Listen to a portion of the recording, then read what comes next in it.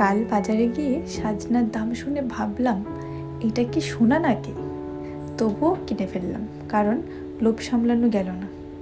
আর খাওয়ার পর মনে হচ্ছে ওয়ার্থ ইট। সাজনা আমার খুবই প্রিয়। তোমাদের কার কার সাজনা ভালো লাগে কমেন্টে জানিও। রান্না করতে করতে মায়ের কথা মনে পড়ছিল। আর আমরা যতই মায়েদের মতো রান্না করি না কেন, মায়ের হাতে সেই স্বাদ আর পাওয়া যায় না। এরকম আরও অনেক রান্না আছে যা আমার মায়ের হাতের খুবই ভালো লাগে, বাট আর কখনোই এটা আর খাওয়া যাবে না যেহেতু মা নেই।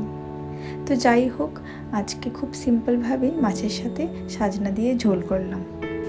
মাছগুলো ভাজার পর সাজনা আলু একসাথে ভেজে তার মধ্যে বাটা মশলা ছাড়াই আমি খুব সিম্পলভাবে করেছি।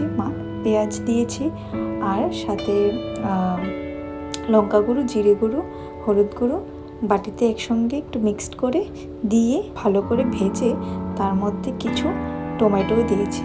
তো কষানো হওয়ার পর এর মধ্যে আমি ঝোল দিয়ে কিছুক্ষণ ফুটিয়ে নিলে মাছ দিয়ে দিলাম। খুবই সিম্পলভাবে রান্নাটা করেছি। সাজনা দিয়ে গুদক সেটাও খুব স্বাদের হয়। পসিবল হলে গুদক বানিয়ে শেয়ার করব। যদি চাও কমেন্টে জানিও। আর ভিডিওটা যদি ভালো লাগে একটা লাইক আর শেয়ার করে দিও।